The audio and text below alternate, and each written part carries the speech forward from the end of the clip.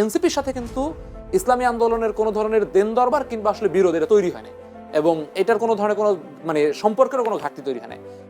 জাতীয় নাগরিক পার্টি সে একটা বাংলাদেশের মধ্যমপন্থী রাজনীতি করে, এটা এবং ন্যায়ভিত্তিক রাজনীতি করে। ইসলামী আন্দোলনের নেতাকর্মীরা এটাকে সাধুবাদ জানায় এবং আমাদেরকে বিভিন্ন সময় তারা উৎসাহ প্রদান করেছে, সহযোগিতা করেছে। আবার কেউ বলছে আপনাদের গুরুত্ব দিতে গিয়ে ইসলামী আন্দোলন আমি ওই জায়গাটা শেষ করছি, আমি প্রশ্নটাতে আসছি। এবং জাতীয় নাগরিক পার্টি ইসলামী আন্দোলনের রাজনীতিকে স্বাগত জানায়।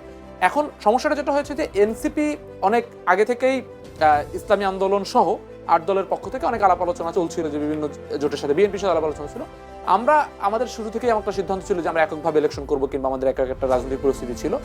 যখন এই যে শরীফ ওসমান হাদির হত্যাকাণ্ড থেকে শুরু করে বাংলাদেশের জুলাইয়ের প্রশ্নে বিএনপির না ভোটে অবস্থান এবং নানা ধরনের জুলাই কেন্দ্রিক অবহেলা এবং সংস্কারের প্রশ্নে যখন বিরোধিতা, তখন আমাদের কাছে মনে হয়েছিল যে বাংলাদেশের ইসলামিক যে রাজনৈতিক দলগুলো যারা একত্রিত হয়েছে তারা বরঞ্চ জুলাইয়ের কাছাকাছি বেশি, তারা প্রো জুলাই। ইসলামী আন্দোলন, জামাত ইসলাম কিংবা খেলাফত মজলিস, এই দলগুলো প্রো জুলাই।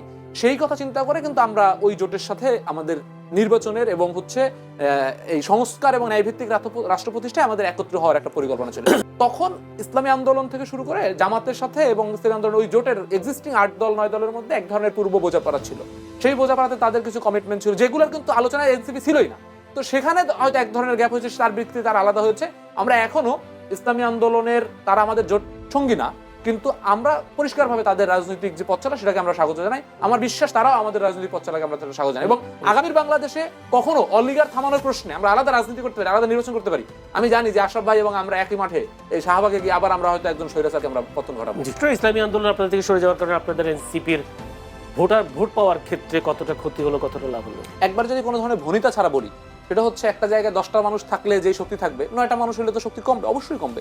তো সেই জায়গা থেকে আমরা মনে করছিলাম যে জুলাইয়ের পক্ষের যতগুলো শক্তি আছে সবাই যদি আমরা একসাথে হতে পারতাম তাহলে ভালো হতো। কিন্তু আমরা মনে করি যে ইসলামী আন্দোলন হয়তো আমাদের জোট সঙ্গী না, কিন্তু আমাদের যে সমস্ত নেতারা গণঅভ্যুত্থানে ইসলামী আন্দোলনের নেতৃবৃন্দ এবং ইসলামিক অঙ্গনের মানুষদের সাথে একসাথে রাজনীতি করছে, রাস্তায় আমরা একসাথে যুদ্ধ করছি রাষ্ট্র বিনির্মাণের জন্য, ন্যায়ভিত্তিক রাষ্ট্র প্রতিষ্ঠার জন্য।